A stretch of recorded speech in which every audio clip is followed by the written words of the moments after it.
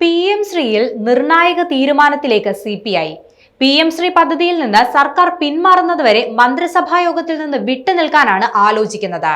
മാസങ്ങളോളം മാറി നിൽക്കേണ്ടി വരുമെന്നാണ് നേതൃത്വം വിലയിരുത്തുന്നത്. മന്ത്രിമാരായ K Rajan, P Prasad, GR Anil, J Chinchu Rani എന്നിവരുമായി നേതൃത്വം സംസാരിച്ചു. മന്ത്രിസഭയുടെ കൂട്ടുത്തരവാദിത്വം നഷ്ടപ്പെടുന്ന സാഹചര്യത്തിൽ CPIM പിന്നോട്ട് പോകുമെന്നാണ് വിലയിരുത്തൽ. എക്സിക്യൂട്ടീവിൽ കൂടി ചർച്ച ചെയ്തതിനു ശേഷമായിരിക്കും അന്തിമ തീരുമാനം. അതേസമയം രാഷ്ട്രീയമായി ഏറ്റവും ശരിയായ തീരുമാനം കൈക്കൊള്ളുമെന്ന് CPI സംസ്ഥാന സെക്രട്ടറി ബിനോയ് വിശ്വം പറഞ്ഞു. മുഖ്യമന്ത്രി വിളിച്ചില്ലെന്നും ബിനോയ് വിശ്വം കൂട്ടിച്ചേർത്തിട്ടുണ്ട്. ആശയപരമായും രാഷ്ട്രീയപരമായും തീരുമാനമെടുക്കും. മുഖ്യമന്ത്രി വിളിച്ചാൽ ചർച്ച ചെയ്യും.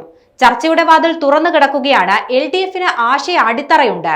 ചർച്ചകൾ ഉണ്ടാകുമെന്നും മറ്റൊന്നും പറയാനില്ലെന്നും ബിനോയ് വിശ്വം കൂട്ടിച്ചേർത്തു.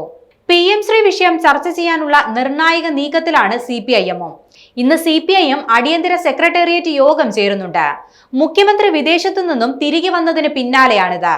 വിഷയത്തിൽ മുഖ്യമന്ത്രിയുടെ തീരുമാനം നിർണായകമാകും. PM ശ്രീ പദ്ധതിയിൽ ഒപ്പുവെച്ചത് കേന്ദ്രത്തിൽ നിന്നും സമഗ്ര ശിക്ഷാ ഫണ്ട് ലഭിക്കാനാണെന്നായിരുന്നു മന്ത്രി V ശിവൻകുട്ടി മാധ്യമങ്ങളോട് പ്രതികരിച്ചത്. PM ശ്രീ പദ്ധതി കേരളത്തിന് ആവശ്യമില്ല.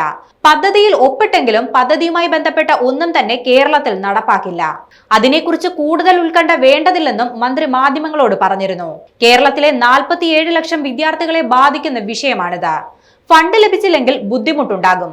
വിദ്യാർത്ഥികളിൽ സാമ്പത്തികമായി പിന്നോക്കം നിൽക്കുന്നവർക്കും പട്ടികജാതിയിൽപ്പെട്ടവർക്കും അർഹമായ 1500 കോടി രൂപ വേണ്ടെന്ന് വെക്കേണ്ടതുണ്ടോ എന്നതാണ് ഇവിടെ ആലോചിക്കാനുള്ളത്.